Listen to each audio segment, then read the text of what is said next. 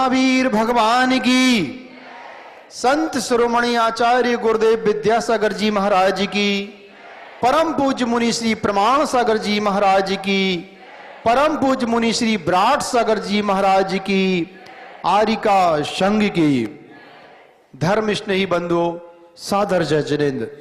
अक्षय क्षेत्र महावीर जी के पावन दरबार से मैं आप सबका हार्दिक हार्दिक स्वागत करता हूं।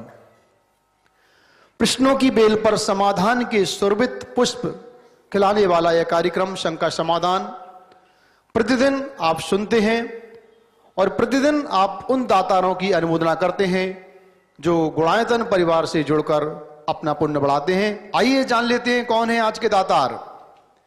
आज गुणायतन परिवार से निर्माण निधि के रूप में जुड़ रहे सरोजनी जैन, पिता सुरेंद्र नाथ जैन, भाई राजेंद्र कुमार जैन, मोरीवली मुंबई से आप करतल ध्वनि के साथ इनका स्वागत करें। विवेक जैन रेलवे में है, पिता स्वर्गीय मूलचंद जी जैन, रोहन कला मुजफ्फरनगर उत्तर प्रदेश से बहुत बहुत स्वागत है आपका। सहाय मणिलाल केवल दास मऊ से ऑनलाइन जुड़ रहे हैं। श्रीमती कनकमाला जैन राजीव एटा से ऑनलाइन जुड़ रहे हैं। श्रीमती सरिता जैन धर्मपत्नी राकेश कुमार जैन दिल्ली से ऑनलाइन जुड़ रहे हैं। श्रीमती निर्मला जैन एटा से ऑनलाइन जुड़ रही हैं। श्रीमती मधु जैन योगेंद्र जैन दिल्ली से ऑनलाइन जुड़ रहे हैं।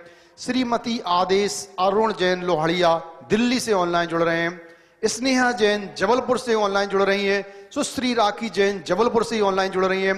श्री कमल कुमार जी बैनाड़ा अपने पिता की पुण्य स्मृति में रांची से ऑनलाइन जुड़ रहे हैं। श्री अनिल कुमार गोधा, श्रीमती सीमा गोधा भरतपुर से ऑनलाइन जुड़ रहे हैं। श्रीमती मुन्नी देवी धर्मपत्नी श्री भागचंद जी लोहाड़िया दुर्ग से ऑनलाइन जुड़ रहे हैं। श्रीमती वीणा जैन धर्मपत्नी श्री सचिन जैन भोपाल से ऑनलाइन जुड़ रहे हैं।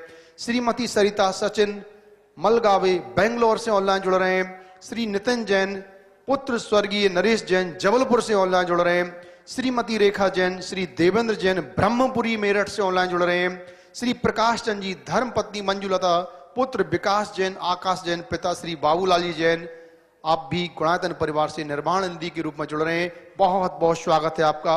आइए जान लेते हैं कौन है आज के निर्माण मित्र। और ये जानने के पहले मैं आपको बता दूं, जैसे कल कुछ प्रश्न कर रहे थे,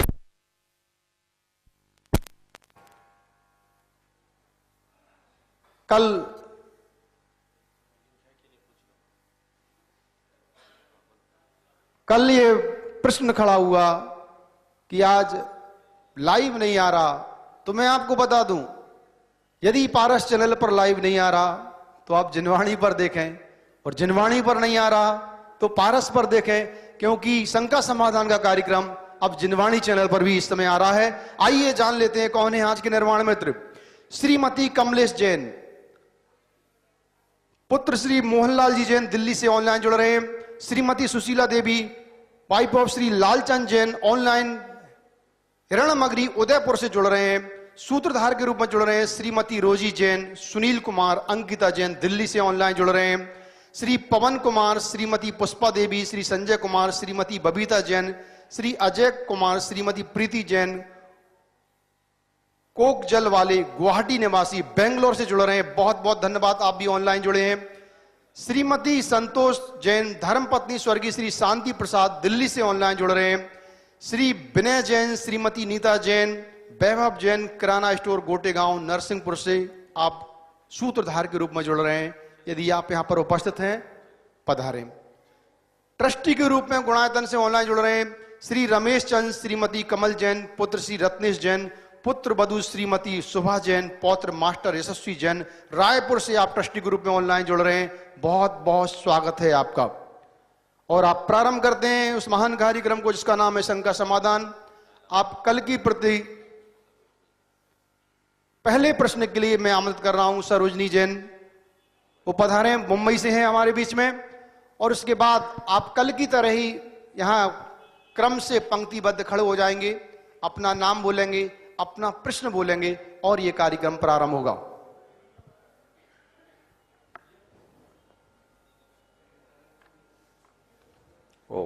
नमोस्तु महाराज जी, नमोस्तु महाराज जी, नमोस्तु महाराज जी। महाराज जी मेरा एक प्रश्न है ये कि मैं बम्बई से हूँ और मेरा नाम सरोजी जैन है।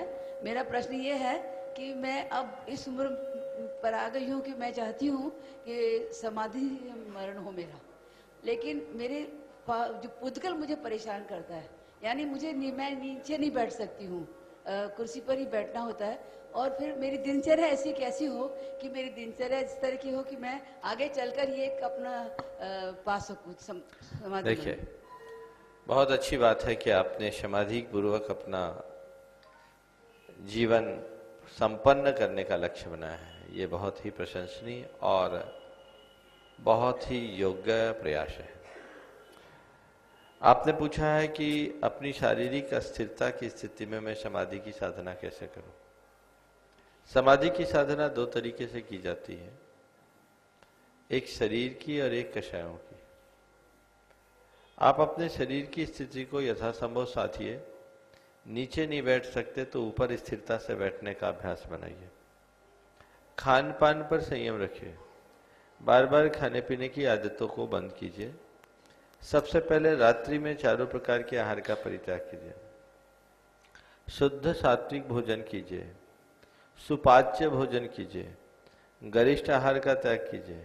धीरे धीरे तली फली चीजों का त्याग कीजिए। ये शरीर में विकृति बढ़ाने वाली चीजें हैं, इनसे अपने आप को बचाइए। दूसरे क्रम में बार बार खाने की प्रवृत्ति पर अंकुश लगाकर 24 घंटे में 2 बार भोजन पर आप आ जाइए। तीसरे क्रम में आप 2 बार भोजन की आदत को भी कम करते हुए ऐसा प्रयास करें कि आप 24 घंटे में 1 बार भोजन शाम को फल फ्रूट्स पर डिपेंड रहने की कोशिश करें। फिर अभ्यास बढ़ाकर शाम का खाने पीने का कार्यक्रम बंद कर दे, केवल पानी पर निर्भर रहे और अभ्यास बढ़ाएं तो हो सके 1 वक्त भोजन का अभ्यास कर ले। मुनियों की तरह 1 वक्त भोजन और पानी के अभ्यासी हो जाए। शक्ति के अनुसार बीच बीच में उपवास भी करें। इससे आपकी समाधि की साधना में कठिनाई नहीं होगी, शरीर का शोधन होगा और अपनी कषायों के उपशमन की प्रक्रिया को प्रारंभ करें। अपनी आसक्ति को कम करें। अपने पारिवारिक और व्यावसायिक दायित्वों को समेट लें। शायद रिटायर तो हो गई है, अब टायर्ड होने के पहले अपना रास्ता ठीक कर लो। अपने व्यापारिक या प्रतिष्ठानिक जो भी दायित्व हैं उन्हें बंद करें, उन्हें समेटें। अपनी अंतर्मुखता को बढ़ाएं, स्वाध्याय बढ़ाएं, आत्मचिंतन बढ़ाएं, भेद विज्ञान की भावना को पुष्ट करें। अध्यात्मपरक पदों को, श्लोकों को, छंदों को जितना बन सके याद करें, उन्हें मन ही मन गुनगुनाएं। नित्य भेद विज्ञान की भावना भाएं। ऐसा करने से धीरे धीरे मन में स्थिरता आएगी और यही स्थिरता आपको आगे चलकर समाधि में सहायक बनेगी। आगे चलो, एक एक करके पूछते जाओ। हो गया। नमोस्तु महाराज श्री, मेरा नाम आशीष जैन है। मैं गंजवासदा मध्य प्रदेश से आया हूँ। गंजवासदा की जैन समाज के कुछ नवयुवकों ने एक सवाल समाज की ओर से पूछा महाराज श्री कि शुद्ध वस्त्र पहनकर सुबह अपन पूजन करते हैं मंदिर जी में, इसके उपरांत अभिषेक और शांति धारा कर सकते हैं क्या? पूजन करने के बाद अभिषेक शांति धारा जी।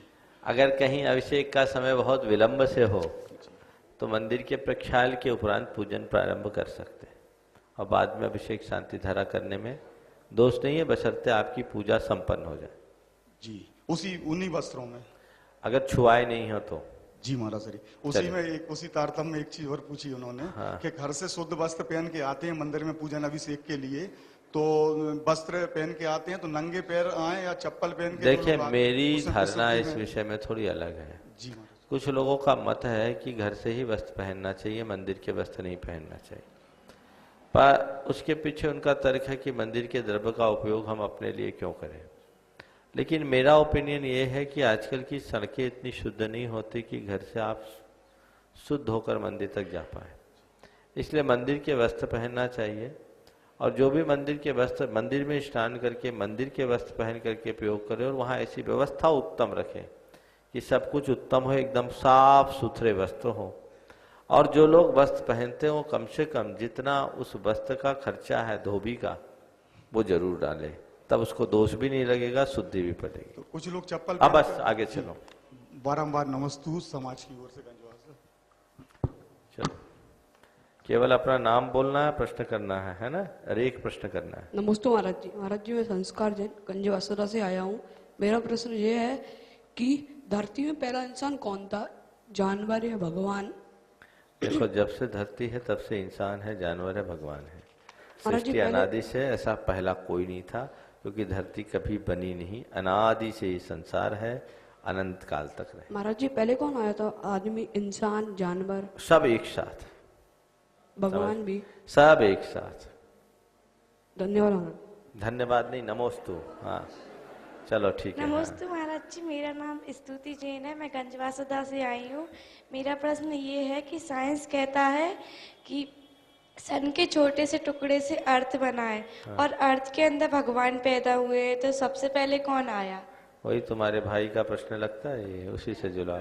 धर्म के अनुसार अर्थ कभी नहीं बना, अर्थ अनादि से है, इसलिए भगवान के बनने का भी प्रश्न नहीं। जब से संसार है तब से ये सब है। नमोस्तु महाराज जी, मैं दिल्ली से दीपाली जैन, आईपी एक्सटेंशन मधुविहार से। महाराज जी, मेरा प्रश्न ये है कि जब हम कोई कार्य करते हैं और वो कार्य हमारा सिद्ध नहीं हो पाता, उसमें वो अंतराय कर्म आ जाता है, तो उस अंतराय कर्म को टालने के लिए हम क्या करें? दुगने उत्साह के साथ कार्य करो, पहला काम तो। कई बार कार्य करते हैं और सिद्ध नहीं होता, हम दोष अंतराय कर्म को देते हैं, और हकीकत में हमारे पुरुषार्थ की कमी होती है। तो पहला प्रयास ये होना चाहिए कि हम जो भी काम करें उसमें अपना 100% लगाएं। और अगर काम करने के बाद भी काम में बाधा आती है तो समझो हमारे प्रयास में कोई कमी, और उत्साह के साथ करें। और दूसरी तरफ पूरी ताकत लगाने के बाद भी अगर हमारा अंतराय नहीं टलता है, भगवान की भक्ति करें। जिनेंद्र भक्ति अंतराय को टालने का सबसे श्रेष्ठ साधन है। पात्र दान और देव पूजा ये सब के अंतराय को काटने का एक सशक्त निमित्त है। आपके चरणों में त्रय बार नमोस्तु महाराज।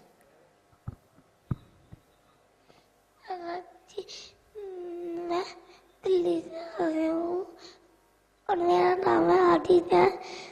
मेरा क्वेश्चन ये है कि हम बड़ों के पैर क्यों छूते हैं? बड़ों के पैर क्यों छूते हैं? आप बड़ों के पैर छुओगे तो आप जब बड़े हो जाओगे तो छोटे आपके पैर छुएंगे। सुनो, बड़ों के पैर क्यों छूते हैं? बड़े हमसे गुणवान होते हैं, और गुणवानों की कद्र करना हमारा धर्म होता है।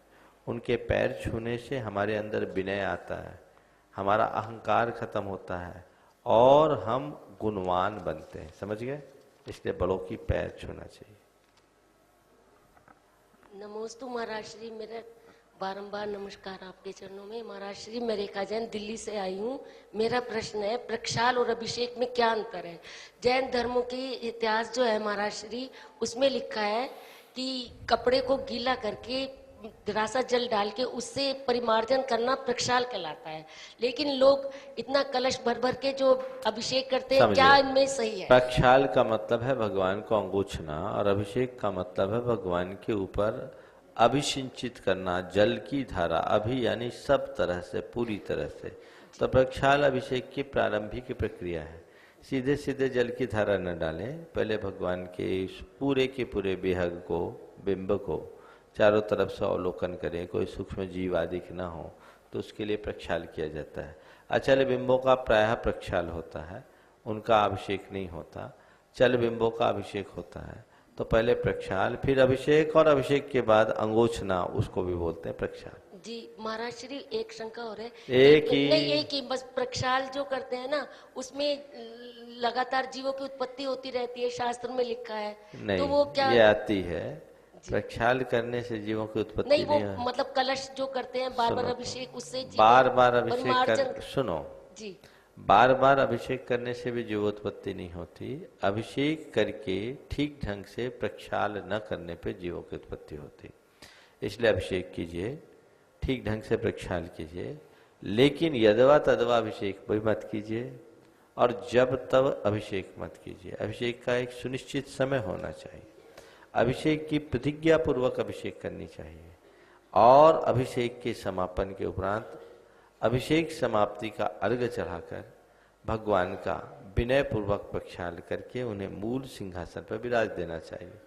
वो लोग बहुत अति करते हैं कि भगवान को सुबह 6 बजे पांडुक शिला में विराजते हैं और 10 बजे तक उनका प्रक्षाल नहीं होता। ये गलत है। नमोस्तु महाराज जी, नमोस्तु नमोस्तु। आगे। नमस्ते महाराज जी, मेरा नाम श्रीमती उषा पाटनी है। मैं श्री मावश जी से हूँ। मेरा प्रश्न यह है कि जब हम मंदिर में प्रवेश करते हैं तो निसही शब्द 3 बार उच्चारण करते हैं, क्यों और इसका शाब्दिक अर्थ क्या है? निस्सही शब्द निषेध का द्योतक है। निषेध हो जाए किसका? मेरे मन के, मेरे वचन के, मेरे शरीर के विकार का निषेध। इसका मूल आध्यात्मिक अर्थ अपने अंदर के नकारात्मकता को निकालने का है। शास्त्रों में जो इसकी व्याख्या मिलती है, निस्सही का मतलब वहाँ कोई देवी देवता है तो हमें साइड दे दें। मुझे ये अर्थ उतना नहीं जचता, क्योंकि इधर निस्सही कहते हैं और मंदिर से निकलते समय असही कहते हैं। असही कहने का अभ्यास लोगों का बहुत कम हो गया, जबकि निस्सही से भी ज़्यादा महत्वपूर्ण असही है। तो निस्सही असही इसके आध्यात्मिक अर्थ को समझिए। अब देवी देवताओं को तो फुर्सत नहीं है कि मंदिर में हाँ, आप ही लोग देवी देवता बन के मंदिर जाने लगे हैं, इसलिए गड़बड़ हो गया। फिर भी वो आते हों तो भी वो साइड दे देंगे। पर निस्सही के उच्चारण का मूल उद्देश्य अपने अंदर की नकारात्मकता को हटाना, और दर्शन पूजन करने के बाद जब आप बाहर आ रहे हैं असही असही असही का उच्चारण कर रहे हैं, इसका तात्पर्य इस मंदिर की जितनी भी सकारात्मक ऊर्जा है वो मेरे भीतर प्रवेश कर जाए, इस भाव के साथ निस्सही और असही का प्रयोग करना चाहिए। नमस्ते महाराज जी, नमस्ते। नमोस्तु मुनिश्री, मेरा नाम आस्था जैन है। मैं पूज्यार का 105 सत्यमती माता जी संगस्तु झांसी से। मुनिश्री, मेरा प्रश्न है कि कबूतरों को दाना डालना, चींटियों को आटा डालना और कुत्ते को रोटी डालना ये किस दान में आया है? देखो, पात्र दान में नहीं है, इसे करुणा दान के अंतर्गत कह सकते हैं। और मुनिश्री, मंदिरों की छत पर कबूतरों को दाना डालना क्या ये उचित है? देखो, दाना डालना अनुचित नहीं कहा जाता, लेकिन मंदिरों की छत पर डालने से कई बार छत पूरी की पूरी गंदी हो जाती है, शिखर गंदे हो जाते हैं, वो बीट करते हैं। तो इसकी व्यवस्था ऐसी बनानी चाहिए कि कबूतरों को दाना भी मिल जाए और मंदिरों की पवित्रता भी बनी रहे। नमस्ते महाराज। नमस्ते मुनिश्री, मेरा नाम रतनमाला है और मैं सिंगोली एमपी से हूँ। मेरा प्रश्न यह है कि महाराज श्री निर्वाण कांड में आता है कि सेठ सुदर्शन पटना जान, मथुरा से जम्बू निर्वाण, चरम केवली पंचम काल तैम्बंदो ने दीन दयाल। जब एक तरफ कहते हैं महाराज श्री की पंचम काल में मोक्ष नहीं है, तो फिर जम्बू स्वामी को कैसे मोक्ष हुआ हमारा? देखो, पंचम काल में मोक्ष नहीं है, ऐसी बात नहीं है। पंचम काल में मोक्ष है। किसने बता दिया पंचम काल में मोक्ष नहीं? ऐसा कहते हैं ना महाराज जी। गलत कहा। जिसने भी कहा पंचम काल में मोक्ष नहीं, उससे कहना तुमने आगम पढ़ा ही नहीं। पंचम काल में मोक्ष है, सुनो, आज भी मोक्ष है, आज भी।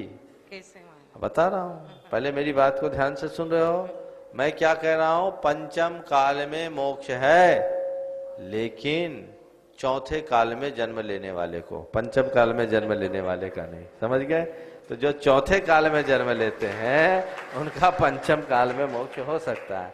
आज भी विदेह के कोई मुनिराज हो, उन्हें कोई वैरी या और कोई इधर लाके पटक दे तो उनको यहाँ भी केवल ज्ञान और मोक्ष हो सकता है।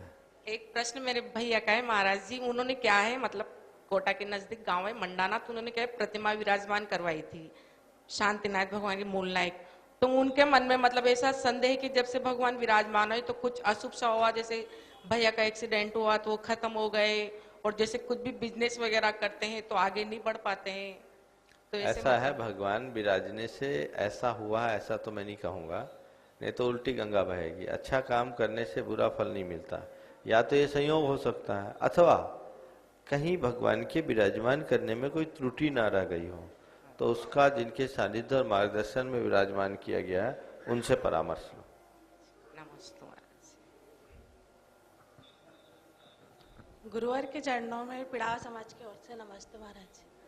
महाराज जी, जो लोग डिप्रेशन में आकर खुदकुशी कर लेते हैं। तो बहुत से लोग ये बोलते हैं कि इनकी तो उम्र इतनी थी, तो ये बात सही है और उनको पाप जो देखो बुरी ऐसा गति में जाते हैं। खुदकशी अपघात है, अपमृत्यु है, अकाल मृत्यु है।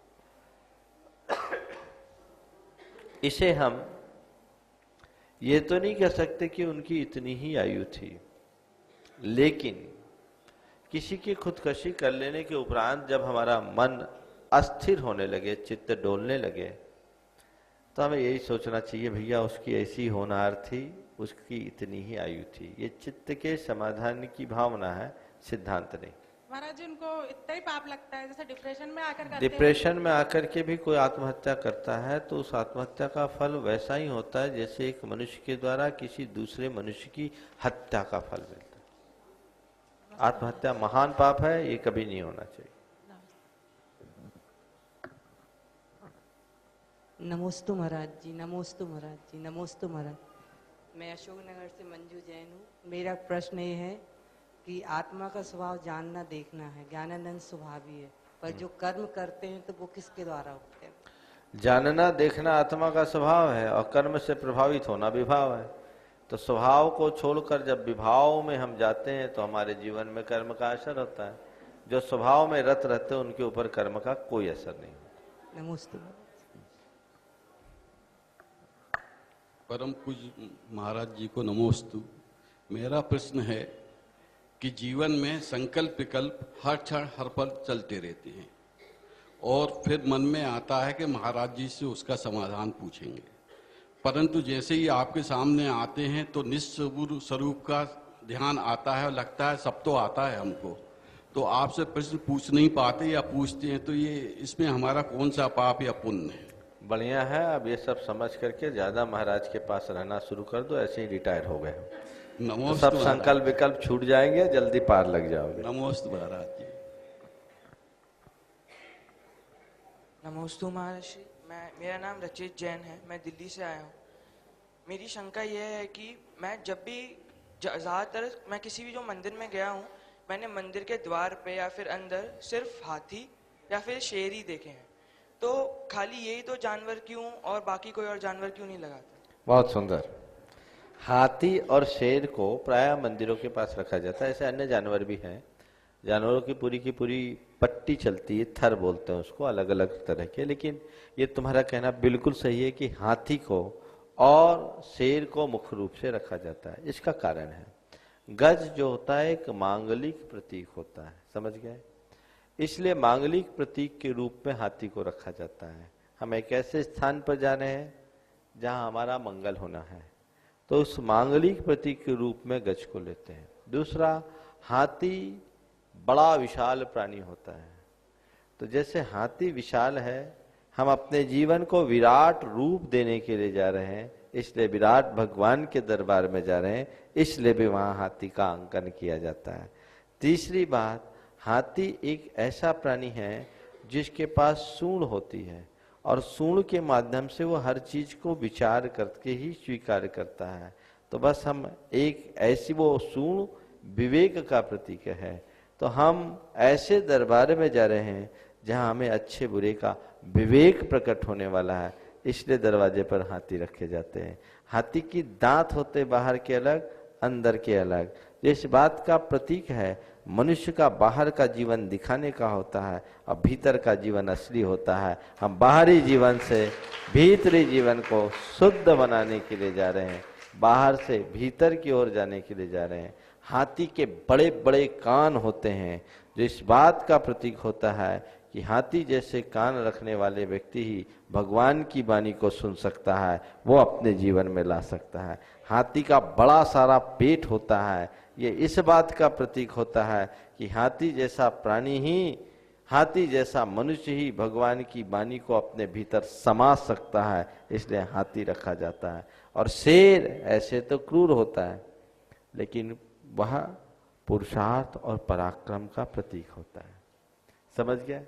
तो उसकी क्रूरता की अनदेखी करके उसके पुरुषार्थ और पराक्रम को अपने भीतर प्रकट करने के उद्देश्य से शेर जैसे जानवरों का दरवाजे पर अंकन किया जाता है कि जब तक तुम अपने पुरुषार्थ रूपी सिंह को जागृत नहीं करोगे, अपने भीतर के परमात्मा को प्रकट नहीं कर पाओगे। अपने भीतर के परमात्मा का दर्शन वो ही कर सकता है जो हाथी जैसा विवेकी अथवा शेर जैसा पराक्रमी हो। नमोस्तु महाराज। नमोस्तु महर्षि, नमोस्तु महर्षि। महाराज जी, मेरा नाम कविता जैन है, मैं दिल्ली आईपी अट्रैक्शन मधु विहार से आई हूँ। मेरा प्रश्न ये है कि महाराज जी, मेरी शादी को 5 साल हो गए हैं और मेरी संतान नहीं है अभी कोई, और मैंने बहुत उपाय करे। मेरे ऐसे कौन से कर्म का बंध है जिससे नहीं हो रहा है? देखो, संतान हो जाना ही सब बड़ी बात नहीं है, इसे वक्त पर छोड़ दो। संतान हो तो हो, नहीं हो तो न हो। दुनिया के किसी और के संतान को अपनी संतान मान लो, और या तो पॉजिटिव सोचो। पॉजिटिव ये सोचो कि अच्छा है संतान नहीं है तो क्या चिंता, अगर मुझे भविष्य में मोक्ष मार्ग में निकलना होगा तो पीछे की कोई झंझट नहीं होगी, मेरी लाइन बिल्कुल क्लियर होगी। पॉजिटिव सोचो, किसी भी प्रकार के अंधविश्वासों के शिकार मत बनना। किसी टोने टोटके से किसी को संतान नहीं होगी, जब होना होगा तो होगा। मेरे संपर्क में एक ऐसे व्यक्ति हैं जो बहुत परेशान थे, मेरे संपर्क में आए। मैंने कहा, देख तेरे पास संतान होना होगा तो होगा, नहीं तो हर बच्चे को तू अपनी संतान मान और अपनी ममता उसे उड़े। उसके विवाह के 9 वर्ष हो गए थे, तब मैंने समझाया था इसे वक्त पर छोड़ दे, तेरे लिए संतान होने का योग होगा तो होगा और नहीं होना होगा तो नहीं होगा। आप सुनकर ताज्जुब करोगे, 19वें साल में उसे ट्विंस बच्चे पैदा हुए। उसके खुद शादी के 19 साल, मेरे संपर्क में आने के 10 साल बाद। तो ये तो संयोग है, होगा तो होगा, नहीं होगा तो नहीं होगा। सोचो ही मत, आज से उसके बारे में सोचना बंद कर दो, नहीं तो तुम संतान की चिंता में अधमरी हो जाओगे। नमोस्तु महाराज। नमोस्तु महाराज जी, मैं दिल्ली से आई हूँ, मेरा नाम अदिति जैन है। मेरा प्रश्न ये है कि हम मंदिर में चावल क्यों चढ़ाते हैं? मंदिर में चावल इसलिए, एक तो भगवान के पास, गुरु के पास खाली हाथ नहीं जाया जाता। कुछ लेके जाए तो क्या लेकर के जाए? चावल लेकर के जाते हैं, क्योंकि चावल ही एक ऐसा अनाज है जिसको बोने से उगता नहीं। बाकी सब अनाज साबुत बोए रखे, बोने पर उग जाता है। भगवान के पास हम जन्म मरण से छुटकारा पाने जाते हैं, इसलिए चावल चढ़ाते हैं। चलो। नमोस्तु महाराज जी, मेरा नाम अरियन जैन है और मैं दिल्ली से आया हूँ। मेरा प्रश्न ये है कि हम रात में अन्न क्यों नहीं खाते? अन्न इसलिए नहीं खाते हैं कि रात में खाने से जीव हिंसा होती है, पता है ना। दिन में कीड़े नहीं होते, रात में कीड़े होते हैं। सूर्य के किरणों में जो अल्ट्रावायलेट रेज होती है, इंफ्रारेड रेज होती है, उसके कारण सूक्ष्म जीवों की उत्पत्ति नहीं होती, और जो पहले से होते हैं वो इधर उधर छिप जाते हैं। रात्रि होते ही वो निकल जाते हैं, नए की उत्पत्ति हो जाती है। तो कुछ भी खाओगे पियोगे तो उसको तुम्हारे भोजन में मिलने की संभावना है, इसलिए जीव हिंसा होगी। इसलिए कायदे से रात में कुछ भी नहीं खाना चाहिए, कुछ भी खाना नहीं चाहिए। पर लोगों ने एक गली निकाल ली कि चलो भाई रात में अगर छोड़ना है तो कम से कम अनाज तो छोड़ दो, क्योंकि मेन भोजन वही होता है। फल फ्रूट खा लो, थोड़े से काम चला लो, लेकिन इसका मतलब ये मत समझना कि अनाज खाने में पाप लगता है, कलाकंद खाने में नहीं लगता। पाप तो सब में लगता है। इसलिए कोशिश करो रात में कुछ भी नहीं खाना, कुछ भी नहीं पीना। नमोस्तु महाराज जी। और कम से कम जिस दिन दिन में खा लो, उस दिन तो कम से कम रात में खाने से तवज्जो करो। दिन में भी खाते हो, रात में भी खाते हो, कुछ हिसाब ही नहीं समझ में आता। हाँ। नमस्ते महाराज जी, मेरा नाम सपना जैन है, मैं दिल्ली कृष्णा नगर से हूँ। मेरा प्रश्न ये है कि महाराज जी, क्या हम कभी समोशरण की रचना में गए हैं? देखो, समोशरण की रचना में गए हैं कि नहीं गए हैं, ये बात मैं एकदम निश्चय पूर्वक नहीं कह सकता, लेकिन ऐसा लगता है कि हम निकट के भावों में तो समोशरण में नहीं गए, क्योंकि समोशरण में गए होते तो सम्यक दृष्टि हो जाते, और सम्यक दृष्टि होते तो यहाँ नहीं होते। सागरों की आयु लेकर देव पर्याय में गए होते, पंचम काल में यहाँ जन्म नहीं लिए होते। अच्छा महाराज जी, समोशरण में जाने के लिए हमें क्या करना चाहिए? अभी खूब भगवान की भक्ति करो, पात्रदान करो, जिन पूजा करो, और बस भगवान के मंदिर को समोशरण मान करके उनकी शरण को स्वीकार करो। आज मंदिर को समोसरण मानोगे, कल साक्षात समोसरण में जाने का सौभाग्य पाओगे। नमस्ते महाराज जी। नमस्ते महाराज जी, मेरा नाम अंजू जैन है, मैं सरसावा से आई हूँ। मेरी ये जिज्ञासा है, मैंने ये तो सुना था तीर्थंकर की माता को 16 स्वप्न दिखाई देते हैं, पर यहाँ पे देखा चंद्रगुप्त मौर्य को भी 16 स्वप्न दिखाई दिए और भरत चक्रवर्ती को। इसके बारे में थोड़ा प्रकाश। देखिए 16 सपने हैं, सपने तो कितने भी हो सकते हैं, लेकिन ये 16 सपने क्यों? उससे पहले भी किसी बच्चे ने पूछा था शनिवार को कि 16 ही क्यों? मैंने कहा इसलिए क्योंकि ये सपने 16 आने सच होते हैं, और जो सपने 16 आने सच होंगे वो 16 होंगे। समझ गए? षोडश कला पूर्णता का प्रतीक है। तीर्थंकरों के व्यक्तित्व को पूर्णतः बताने के लिए 16 सपने आते हैं। चंद्रगुप्त और आपके भरत चक्रवर्ती को जो 16 सपना है, ये समझो पूर्णतः सत्य होने वाले सपनों की अपेक्षा इन सपनों की संख्या 16। आगे एक छोटा सा। हाँ बोलिए। आपकी शिष्या बनने के लिए मैं क्या करूं? मेरी शिष्या बनने के लिए क्या करो? कुछ नहीं करना होता, अपने आप को गुरु चरणों में अर्पित करना होता है। नमस्ते महाराज। नमस्ते महाराज जी, मेरा नाम राखी जैन है, मैं जयपुर से हूँ। मेरा प्रश्न है, जैसे कि कोई आदिनाथ भगवान का बहुत पुराना मंदिर है और उसको हम दूसरी जगह पे शिफ्ट करना चाहते हैं, तो उस मूल नायक मूर्ति की जगह अगर महावीर भगवान की मूर्ति हम लगाते हैं, वहाँ पे विराजमान करते हैं, तो ये सही है या नहीं? देखिए ऐसा मुद्दे यहाँ पूछने के नहीं है, किसी योग्य प्रतिष्ठाचार्य का मार्गदर्शन लेकर के ही काम करना चाहिए। महाराज जी आगे। हाँ एक प्रश्न और। हाँ। जैसे कि मंदिरों में अधिकतर हमने देखा है, मतलब जहाँ भी मानस्तंभ जो होता है ना, तो मेन मूर्ति के सामने ही क्यों होता है? मानस्तंभ एक्चुअल में समोसरण के चारों दिशाओं में होता है, आजकल मंदिरों में बनता है, तो उस मंदिर की वेदी समोसरण का द्योतक होता है, इसलिए तीर्थंकर प्रतिमा की दृष्टि मानस्तंभ पर होनी चाहिए, ऐसा लोग कहते हैं। नमस्ते महाराज। नमस्ते महाराज जी, मैं इंदौर परदेसीपुरा से हूँ। मेरा प्रश्न है कि अपने को स्वाध्याय किस समय करना चाहिए और किस समय नहीं करना चाहिए? स्वाध्याय संधि काल को छोड़कर हर समय कर सकते हैं। जिनवाणी भी संध्या काल में? जिनवाणी कभी भी पढ़ सकते, सिद्धांत ग्रंथों का स्वाध्याय संधि काल को छोड़कर कभी भी कर सकते हैं। अच्छा, जिनवाणी से पढ़ सकते। और महाराज जी अपन एक ही पीछे देखो लाइन, चलो। नमस्ते महाराज। नमस्ते महाराज जी, मेरा नाम आशना जैन है, मैं श्री महावीर से ही हूँ।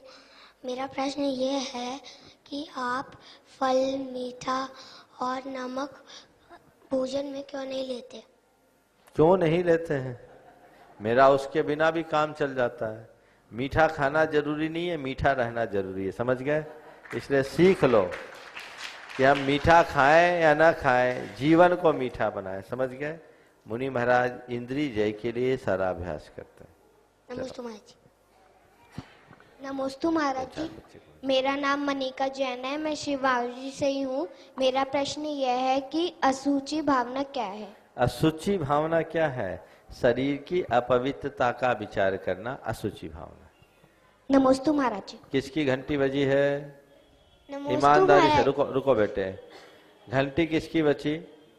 ईमानदारी से सभा में खड़े हो जाओ, खड़े हो जाओ। आपको पता नहीं था? हाँ, अब ध्यान रखो, कभी भी धर्म सभा में ऐसा नहीं होना चाहिए, ऑफ करके आया करो। चलिए। नमस्ते महाराज जी, मेरा नाम नव्या जैन है, मैं श्री महावीर जी से आई हूँ। मेरा प्रश्न ये है कि जानवर को पालना घर में सही है या गलत? जो पालने योग्य जानवर है उन्हें पाल सकते हैं, लेकिन कुत्ता, बिल्ली, मुर्गे जैसे जानवरों को नहीं पालना चाहिए। कुत्ता, बिल्ली जैसे क्रूर प्राणियों को पालने से नरकायु का बंध होता है, इसलिए जीवन में कभी नहीं करना। नमस्ते महाराज जी। नमस्ते महाराज जी, मेरा प्रश्न ये है कि मेरी दीदी दिन भर मुझे डांटती रहती है। कल मम्मी डांटी, आज दीदी डांटी, सब डांटते ही रहती है तुमको। डांटने का काम क्यों करती हो? अब ऐसा काम नहीं करना, ऐसा काम करो कि सब प्यार करे, ठीक है? चलो। बहुत होशियार है, सबकी शिकायत कर। महाराज जी, मेरा नाम तनेश जैन है, मैं श्री महावीर जी से हूँ। मेरा प्रश्न ये है, रात में भोजन खाने से क्या पाप मिलता है? अभी बताया ना, जो अन्न खाने में होता है वही पाप लगता है। चलो। नमस्ते महाराज जी, मेरा नाम निमित जैन है, मैं गलती से आया हूँ। जानिए लहसुन और प्याज क्यों नहीं खाते? जैनी लहसुन और प्याज क्यों नहीं खाते? क्योंकि उसमें अनंत जीव होते। चलो। नमस्ते महाराज जी, मेरा नाम दक्षिता जैन है, मैं गंगापुर सिटी से आई हूँ। मेरा प्रश्न ये है कि दिगंबर किसे कहते हैं? दिगंबर शब्द कहाँ से आया है? दिगंबर शब्द है, देखो, दिग और अंबर से दिगंबर हुआ। दिग यानी दिशा और अंबर यानी वस्त्र। दिशा ही जिसके वस्त्र हो जाए उनको बोलते हैं दिगंबर। समझ गए? जिसके पास तिल तुस मात्र कुछ भी ना हो, कोई परिग्रह ना, कोई कपड़े नहीं हो। आप लोगों के वस्त्र अलग हैं, आपने कपड़ों के वस्त्र पहने, हमने भी वस्त्र पहने। किसके पहने? दिशाओं के। आपके वस्त्र और हमारे वस्त्र में अंतर है। आपके वस्त्र फट जाते हैं, मैले हो जाते हैं, आपको रोज धोना होता है, रोज बदलना होता है, और कभी उल्टा पहन लेते हैं, कभी सीधा पहन लेते हैं। हमारा जो वस्त्र है वो कैसा है? इसे धोने फींचने की जरूरत नहीं है। ये जब तक है तब तक रहेगा, फटेगा भी नहीं और ये उल्टा सीधा भी नहीं होगा। तो दिशाओं को ही वस्त्र बनाने का नाम, जो दिशाओं को वस्त्र बना ले वो दिगंबर। दिगंबर शब्द बहुत प्राचीन है। जैन साहित्य में तो दिगंबर शब्द का प्रयोग है ही। इस बच्ची ने बहुत अच्छा प्रश्न किया। वैदिक साहित्य में भी दिगंबर शब्द का उल्लेख आता है। दिग्वास, वात रसन आदि शब्दों का प्रयोग दिगंबर मुनि के लिए ऋग्वेद की ऋचाओं में किया गया है, और ये भारत की बहुत प्राचीन परंपरा है। इसलिए दिगंबरत्व जैन धर्म का नहीं, भारत की मूल पहचान है, जो अनादिकाल से इस धरती पर प्रवर्तित होता आ रहा है। इसे आज का रूप कभी नहीं समझना चाहिए। नमस्ते महाराज जी, मेरा नाम परी जैन है, मैं श्री महावीर जी से हूँ। मेरा प्रश्न ये है कि तीर्थंकर और भगवान में क्या अंतर है? तीर्थंकर और भगवान में क्या अंतर है? भगवान तीर्थंकर भगवान होते हैं, लेकिन हर भगवान तीर्थंकर नहीं होते। जिन्हें केवल ज्ञान होता है उनको भगवान कहते हैं, लेकिन जो केवल ज्ञान पा करके चतुर्विध संघ और द्वादशांग की रचना करते हैं वो तीर्थंकर कहलाते हैं। नमस्ते महाराज जी, मेरा नाम रियांशी जैन है, मैं जयपुर से आई हूँ। मेरा प्रश्न है कि हम जमीकंद क्यों नहीं खाते? अभी तो बता दिया, कल भी बताया था। चलो नया प्रश्न लाया करो। नमस्ते महर्षि, मैं पुष्पा सोगानी दुर्गापुरा जयपुर से। महर्षि, एक जीव मतलब एक गति से दूसरी गति में जाता है, उस टाइम पे उसके ऐसे क्या भाव होते हैं कि वो कर्मबंध करता है या नहीं करता है तो कैसे करता है? जीव कर्मबंध विग्रह गति में भी करता है, गति से दूसरी गति में जाते समय भी करता है। लेकिन अब आपने पूछा उस समय भाव कैसे होते हैं जी, तो उस समय उनकी अव्यक्त चेतना होती है, और उस चेतना के अनुरूप जैसे भाव होते हैं उसी के अनुरूप कर्म का बंध होता है। वो तीन समय में कैसे क्या करता होगा? करता है। चलो आगे। नमस्ते। मुनि श्री के चरणों में बारंबार नमोस्तु नमोस्तु नमोस्तु। महाराज जी, मेरा प्रश्न ये है कि चाय अभक्षय की कोटि में आता है, और इसके अलावा उसका जो प्रोसेस है पत्ती बनाने का, वो उसमें अनंतानंत जीवों की हिंसा होती है। कृपा करके उसको विस्तार से बताइए। देखिए, चाय की उत्पादन की प्रक्रिया ठीक नहीं। चाय की पत्ती में बहुत सूक्ष्म जीव होते हैं, उसको जिस तरह से सुखाया जाता है उसमें जीवों की बहुत हिंसा होती है। दूसरा, चाय के उत्पादन की प्रक्रिया में लगने वाली महिलाओं के हाथ तक कट जाते हैं, उसमें निकोटीन की मात्रा बहुत अधिक होती है। इसलिए चाय का प्रयोग नहीं करना ही सबसे उत्तम है। ये भूख को भी मारती है, और ये हमारे अनुकूल तो कतई है ही नहीं। ये अभक्षय की कोटि में आएगा? है तो ऐसे खाने योग्य नहीं है। जी जी, नमस्ते महाराज। नमोस्तु महाराज जी, नमोस्तु महाराज जी, नमोस्तु महाराज जी। मैं पूजा जैन दिल्ली से आई हूँ। महर्षि, कुछ प्रश्न ऐसे हैं जो मेरे दिमाग में निरंतर आते हैं, लेकिन उनका समाधान कहीं भी नहीं होता।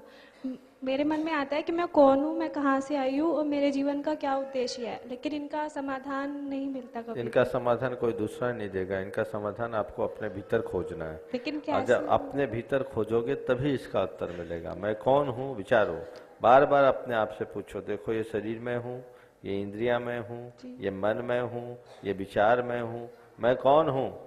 अपने मन से पूछोगे, समाधान मिलेगा, तो बाद में पता लगेगा बस मैं हूँ और जो हूँ वही मैं हूँ। लेकिन कोई मतलब निश्चित कोई सॉल्यूशन इसका नहीं? इसका सॉल्यूशन अपने भीतर है, दूसरे से कौन पूछेगा? ये प्रश्न कौन पूछ रहा है? मैं खुद से ही पूछ रही हूँ। ये प्रश्न पूछने वाला जो है ना वो तुम हो, तुम्हारी जवान प्रश्न नहीं पूछ रही है। कौन प्रश्न पूछ रहा है? मैं खुद ही पूछ रही हूँ। मैं कौन है? आत्मा। समझ में आ गया? जी। आपको उत्तर दूं? बस जहां से आवाज उठ रही है वही मैं हूँ, बस। ये बाकी ऊपर का सब चोला है। नमस्ते महाराज जी, मेरा नाम सौम्य कंगाल है, मैं जयपुर से आया हूँ। मेरा प्रश्न ये है कि दिगंबर जैन और श्वेतांबर जैन अलग अलग क्यों होते हैं? दिगंबर जैन और श्वेतांबर जैन अलग अलग इसलिए है कि दिगंबर बिना कपड़ों के होते हैं, श्वेतांबर कपड़ों के होते हैं। तो कपड़े वाले और बिना कपड़े वाले एक हो सकते हैं क्या? तो अलग अलग होंगे। चलो। नमस्ते महाराज जी। नमस्ते महाराज जी, मैं वैशाली गंगवाल जयपुर से। महाराज जी, मैं पूछना चाहती हूँ कि जैसे हम कोई नया घर बनाते हैं, उसमें उस समय पूजा हवन या कोई पूजा वगैरह नहीं कर पाते हैं, तो रहने के बाद में हम उस घर में शांति विधान की पूजा करवा सकते हैं क्या महाराज जी? देखिए, किसी भी घर में आप प्रवेश करने के पूर्व उसकी शुद्धि जरूर करनी चाहिए। उस शुद्धि का एक मूल प्रयोजन है कि उसके अंदर की नकारात्मकता को हटाना। इतने दिनों तक लेबर काम करती है, सब तरह से वो लोग गंदगी भी कर देते हैं, कई तरह का मटेरियल होता है, कई बार घर बनाने के बाद कई दिनों तक वो खाली रहता है। जिस प्लाट पर आपने मकान बनाया वो प्लाट भी खाली रहता है, तो वहाँ कभी किसी का निवास हो, प्रवास हो, दृष्टि हो, तो उनसे अनुमति भी लेनी चाहिए, जो दिव्य शक्तियाँ हैं, और उसकी शुद्धता भी होनी चाहिए, नकारात्मकता को दूर करनी चाहिए, तभी प्रवेश करना चाहिए। तो महाराज जी, जैसे उस टाइम नहीं हो पाई तो अब रहने के बाद जितनी जल्दी हो सके कर लो, शांति क्योंकि मेरे अनुभव में ऐसा आया है कि कुछ लोगों ने घर बनाया और बिना कुछ किए प्रवेश किया। हाँ, तो महाराज उस घर में अशांति उनके घर बनी रहती में है। घोर अशांति। मैं एक उदाहरण दे रहा हूँ। एक जगह एक ने अपना घर खरीदा, खाली पड़ा हुआ घर था, बना बनाया, चौका लगा लिया, आहार हो गया, तो आहार के निमित्त चौका लगाया कि महाराज का विहार हो जाएगा। चलो, तो चौका लगाया, फिर सामान लाए तो बिना कुछ किए महाराज के आहार हो गया, अब तो सब शुद्ध हो गया। वो घर में प्रवेश कर लिए। प्रवेश करने के एक हफ्ते में उनके घर में 2 दुर्घटना घटी। एक तो उनके बेटे का स्कूटर से एक्सीडेंट हो गया, पैर टूट गया। दूसरा, उनकी 12 साल की बच्ची पर किसी ने कैंची फेंक के मारा, आंख के थोड़े ऊपर लगे। मुझसे आकर के कहा, हमने कहा तुमने घर में प्रवेश किया है, कुछ गृह शुद्धि का काम किया कि नहीं किया? बोले कुछ नहीं किया महाराज। हम बोले पहले घर खाली करो, उसकी शुद्धि करो, फिर रहो। उन्होंने शुद्धिकरण किया, उसके बाद प्रवेश किया। 1997 से आज 2016 है, अभी तक कोई दिक्कत नहीं है। नमस्ते महाराज। ध्यान रखना चाहिए।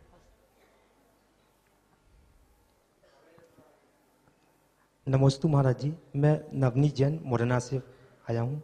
एक क्वेश्चन मेरे मन में आया कि कोई विकलांग व्यक्ति होता है, क्या वो अभिषेक कर सकता है?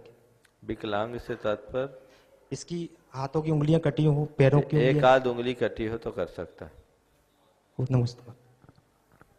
नमस्ते महाराज जी, मैं माही जैन पिड़ावा से आई हूँ। सुपाशनाथ भगवान पर उपसर्ग किसने किया था? इसका कोई उल्लेख नहीं मिलता, उल्लेख नहीं मिलता। नमस्ते महाराज जी, मैं पिड़ावा से हूँ, ईशिका जैन। हमारा कोई नियम नहीं है पूजा करने का, लेकिन जब समय मिलता है उस समय कर लेते हैं, तो हमें पुण्य लगता है कि नहीं लगता है? जिस दिन करते उस दिन पुण्य लगता है, जिस दिन नहीं करते उस दिन नहीं लगता। समझ गए? इसलिए रोज करो। नमस्ते महाराज जी, मैं कोटा से आया हूँ, मेरा नाम कतांश जैन है। मेरा प्रश्न ये है कि मंदिर के ऊपर शिखर क्यों बनाते हैं? मंदिर के ऊपर शिखर इसलिए बनाते हैं कि मंदिर की सारी ऊर्जा वहां संग्रहित हो और विश्व की जो कॉस्मिक पावर है वो मंदिर में आते रहे। हाँ। अनिल जैन साहब। परम श्रद्धेय गुरुवर नमोस्तु। महाराज श्री, शुभ और अशुभ भावों से उत्पन्न होने वाले पाप और पुण्य, क्या इनको समान कह सकते हैं या समान मान सकते हैं? शुभ अशुभ भावों से उत्पन्न होने वाले पाप पुण्य कैसे समान होंगे? जो पाप पुण्य को समान कहते हैं वो जैन आगम को ठीक ढंग से जानते ही नहीं। एक बार मैं समय सार पढ़ रहा था, एक सज्जन मेरे पास आए, उन्होंने पूछा महाराज जी क्या चल रहा है? मैंने कहा समय सार चल रहा है। पूछा कौन सा अधिकार चल रहा है? मैंने कहा पुण्य पापाधिकार चल रहा है। महाराज पुण्य और पाप में क्या अंतर है? हमने कहा पहला अंतर तो यही है, एक में 2.5 अक्षर, एक में 2 अक्षर है। नहीं महाराज, हम निश्चय से जानना चाहते हैं कि पुण्य पाप में क्या अंतर है।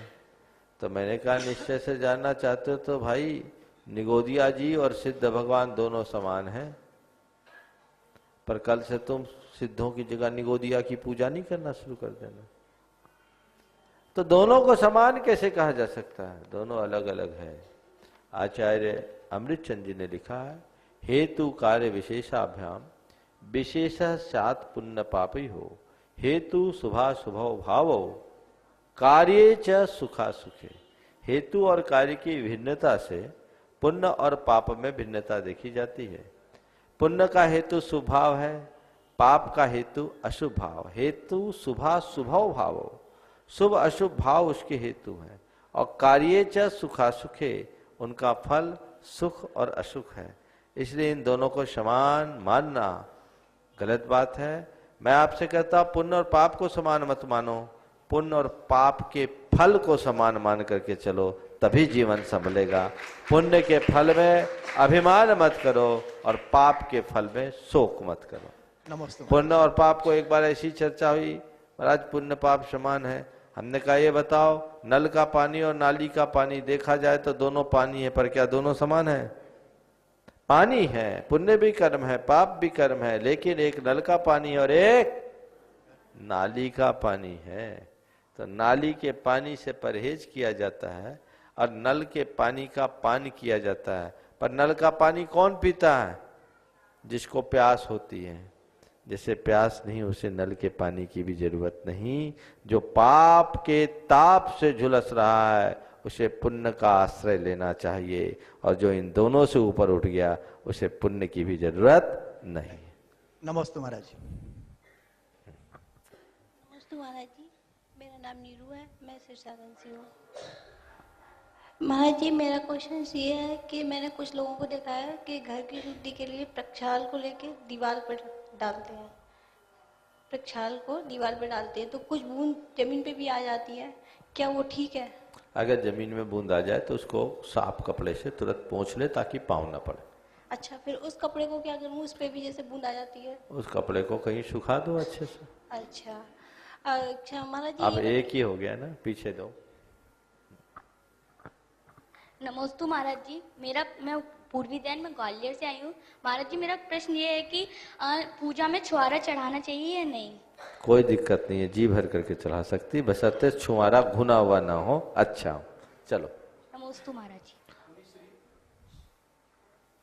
मुनीश्री नमोस्तु।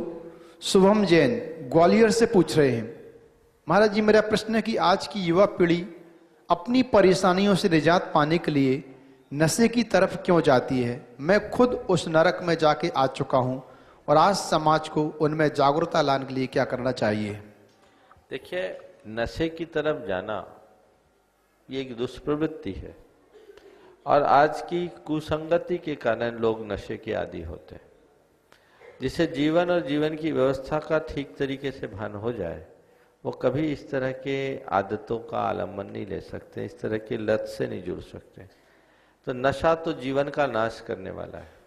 जो लोग कहते हैं कि परेशानियों से बचने के लिए नशे का हम शिकार बनते हैं, नशा करते हैं, मैं कहता हूँ वो परेशानियों से नहीं बचते, अपितु अपना नाश कर लेते हैं। वो परेशानियों से भागते हैं कुछ पल के लिए। जितनी देर नशे में है तब तक दूसरी दुनिया है, फिर जब तक वापस होश में आएंगे तो वो परिस्थितियां पहले से कई गुनी ज्यादा भारी बन जाती, हावी हो जाती। नशा करके व्यक्ति अपने मन को बहलाता है, लेकिन मन को बहलाने से मन में शांति और प्रसन्नता नहीं होती, मन को बदलने से मन में शांति होती। तो अपनी परिस्थितियों से जब भी परेशान हो, नशा करने की जगह अपने मन को बदलो, धर्म का आलम्बन लो, और जब धर्म का आलम्बन लोगे तो नशा जैसी प्रवृत्ति को अपनाने की कभी जरूरत ही नहीं पड़ेगी। इसलिए नशा गलत आदत है। तुमने कहा है कि मैं खुद इसका शिकार रहा। बहुत अच्छी बात है कि शिकार होने के बाद भी तुम संभल गए। अपना उदाहरण लोगों को दो और कहो कि कोई इस नरक में मत जाना। जीवन का उद्धार तभी होगा जब धर्म की शरण लोगे। एक प्रश्न इस शर्त पर है कि मेरा नाम न लिया जाए। महाराज जी, मेरे पति ड्रिंक और स्मोकिंग करते हैं जो बढ़ता जा रहा है। क्या? मेरे पति देव ड्रिंक और स्मोकिंग करते हैं, सिगरेट पीते हैं, जो कि और निरंतर बढ़ता जा रहा है। मेरी 2 साल की बेटी है। इन कारणों से मन करता है कि उसे लेकर यहाँ से चली जाऊं। मेरी शादी को 4 साल हो गए हैं। मेरा जाना गलत होगा, मैं क्या करूं, मार्गदर्शन करें। देखो, अपने पति से दूर भागने की जगह पति को बदलने का प्रयास करो। आज तुम्हारे पति ड्रिंक और स्मोकिंग करते हैं, पर ऐसा नहीं है कि सारी जिंदगी ड्रिंक और स्मोकिंग ही करे। मैंने ऐसे अनेक लोगों को देखा है जिनकी सुबह की शुरुआत शराब के कुल्ले से होती थी। आज वो अष्टमी चतुर्दशी को उपवास करते हैं। व्यक्ति को बदलने में देर नहीं लगती। आज कोई व्यक्ति बिगड़ा है तो इसका मतलब ये नहीं कि अनंत काल तक वो बिगड़ा रहेगा। हर बिगड़ा से बिगड़ा व्यक्ति एक दिन सुधर सकता है। चारुदत्त जो दारूदत्त बन गया था वो भी बदल गया। तो बदलाव की संभावना है। आप अपने पति के इस व्यवहार से क्षुब्ध होने की जगह उसे धैर्य पूर्वक सहन करें। मन में भावना भाएं कि मेरे पति का स्वभाव बदले, मेरे पति की प्रवृत्तियां बदले, ताकि मेरे और मेरे बच्चों का, मेरे परिवार का भाग्य संवरे, खुशहाली आए। ऐसा प्रयास सबको करते रहना चाहिए। और यदि ऐसा प्रयास करेंगे, निश्चित आज नहीं कल बदलेंगे। आप नमोकार मंत्र की आराधना करें, देखिए शायद पति परिवर्तित हो जाए। मैं जबलपुर में था, एक व्यक्ति का पति बहुत शराब पीता था। शादी के 27 साल हो गए थे। वो महिला डिप्रेशन में थी, घर वाला धर्मात्मा, लेकिन एक का पति शराब पीता, उसे सबकी बात सुननी पड़ती थी।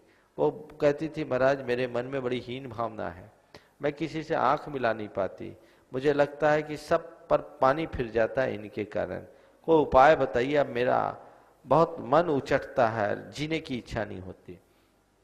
बहुत पुरानी बात है, सन 2004 की। मैंने उनसे कहा कि तुम नमोकार मंत्र लिखना शुरू करो, प्रतिदिन 1 घंटा नमोकार मंत्र लिखना शुरू करो और इस भाव से लिखो कि मेरे पति की बुद्धि जागे। आपको सुनकर आश्चर्य होगा। मैंने उसे कहा कम से कम 3 माह लिखो। मैंने उससे कहा, उसने लिखा और उसके बाद 2 साल बाद वो मेरे पास सम्मेद शिखर आई और मुझे खुद ने याद दिलाया कि महाराज आपकी कृपा से मेरे पति में बहुत बदलाव आ गया है, आज वो सुधर गए। एक प्रकार का चमत्कार जैसा घटित हो गया। मैंने पूछा क्या हुआ? बोला महाराज जी आपने जैसे बोला, मैंने 3 महीना नमोकार मंत्र लिखा, धीरे धीरे धीरे धीरे पति को शराब से घृणा होनी शुरू हो गई। उनने पहले शराब कम किया और महाराज जी 6 महीने के अंदर उनने अपना शराब बंद कर दिया, आज पूरी तरह से मुक्त है। तो मैं यही कहना चाहता हूं, अगर आपके घर परिवार में किसी व्यक्ति की कोई कुप्रवृत्ति है तो उसको प्रवृत्ति को देखकर उन पर क्षुब्ध होने की जगह उसे झेलने की सामर्थ्य विकसित करें और उन्हें प्यार देकर उनके हृदय में बैठकर उसे सुधारने का प्रयास करें। सीमांत जैन बंगलोर से पूछते हैं, जब तक अणुव्रत या महाव्रत नहीं लेते तब तक सट आवश्यक पूजा, दान, तप, स्वाध्याय, गुरु उपासना आदि का मोक्ष मार्ग में क्या महत्व है? देखिए, अनुव्रत और महाव्रत लेने के बाद तो आपकी गाड़ी सुपर फास्ट हो जाती है, प्रति समय गुण श्रेणी निर्जरा होती है। लेकिन अनुव्रत और महाव्रत के पूर्व जो धार्मिक क्रियाएं की जाती है वो अंधे के रस्सी भांजने की तरह तथा हाथी के स्नान की तरह होते, क्योंकि जितना पुण्य बांधते हो अव्रत और अतप के बाद उतना ही पाप अपने साथ लपेटते रहते हो। व्रत की भावना रखो, लेकिन जब तक व्रत धारण नहीं कर सकते तब तक अपनी क्रियाओं में कोई कोताही न करो। श्रीमती कमला देवी मन्नूबाई अशोकनगर से पूछती हैं, स्यादवाद एवं अनेकांत में ऐसा क्या अमृत तत्व है जो जीवन से बैर विरोध समाप्त कर देता है? यही तो एक इसकी विशेषता है। अनेकांत का मतलब होता है सबको अपने में समा लेना और स्यादवाद का मतलब होता है अपने वचनों से सबको संभाल लेना। जो सबको समाने और संभालने की शक्ति रखता है उसका जीवन अमृत बन जाता है। हाँ। नमस्ते महाराज जी, मेरा नाम सारिका जैन है। माइक ऊपर कर लें। नमस्ते महाराज जी, मेरा नाम सारिका जैन है। माइक मुंह पे। हाँ, मैं अजमेर से आई हूँ। मेरा प्रश्न है, मैं डेली मंदिर जाती हूँ, मेरा मंदिर में ज्यादा देर तक मन नहीं लगता, बहुत कम लगता है, ऐसा क्यों? मन लगाना शुरू करो, अभ्यास करो, भगवान से एक ही प्रार्थना करो, हे भगवान आपके प्रति मेरा प्रेम बढ़े। ऐसा लगता है कि मंदिर तो जाती हो घर के दबाव और प्रभाव के कारण या अपने संस्कारों के कारण, पर अभी भगवान से प्रेम नहीं हुआ है। भगवान से जिस दिन प्रेम प्रकट हो जाएगा ना, भगवान अच्छे लगने लगेंगे, मन ऑटोमेटिक लगेगा। तो भगवान के प्रति अपना लगाव जुड़ाव, भक्ति किसको बोलते हैं? भगवान के प्रति उत्पन्न होने वाली जुड़ाव, स्नेह, प्रेम की अभिव्यक्ति ही भक्ति है। तो प्रेम प्रकट होना चाहिए। ऐसा नहीं लगना चाहिए कि मूर्ति के दर्शन कर रहे हैं, ऐसा लगना चाहिए जैसे साक्षात भगवान महावीर बैठे हैं। रोम रोम पुलकित होगा, ऑटोमेटिक आनंद की लहर उत्पन्न होगी। जब तक मंदिर जाओ और भगवान की उपस्थिति का एहसास न हो, तब तक मंदिर का मजा ही नहीं है। तो मंदिर जाओ, मूर्ति के दर्शन के लिए नहीं जाओ, मूर्तिमान के दर्शन के लिए जाओ। देखो जीवन में कितना बचाओ। नेहा जैन जबलपुर से पूछ रही हैं, अगर कोई जैन लड़का किसी अजैन से शादी करता है तो लोग उन्हें आसानी से अपना लेते हैं, पर अगर कोई जैन लड़की किसी अजैन से शादी करती है तो उसे नहीं अपनाते और ना ही उसके पति को। ऐसा भेदभाव क्यों? देखिए, ये जो समस्या ही ऐसी है, मैं तो कह रहा हूँ कि इस तरह का काम ही नहीं होना चाहिए, क्योंकि अपना भले ले लेकिन जिंदगी भर रोते रहते हैं। धर्म विरुद्ध विवाह की जो प्रक्रियाएं हैं वह सर्वथा गलत है। आज तक जितने भी अनुभव आए हैं बहुत अच्छे नहीं आए हैं। आज समय हो रहा है, मैंने पहले भी इस विषय पर पर्याप्त प्रकाश डाला है, फिर कभी अवसर आएगा, प्रसंग आएगा तो इस पर चर्चा करेंगे। इस प्रकार परम पूज्य गुरुदेव के चरणों में नमन अर्पित करते हुए आज के इस शंका समाधान को मैं यहीं पर विराम दे रहा हूँ। बोलिए परम पूज्य आचार्य गुरुवर श्री विद्यासागर जी।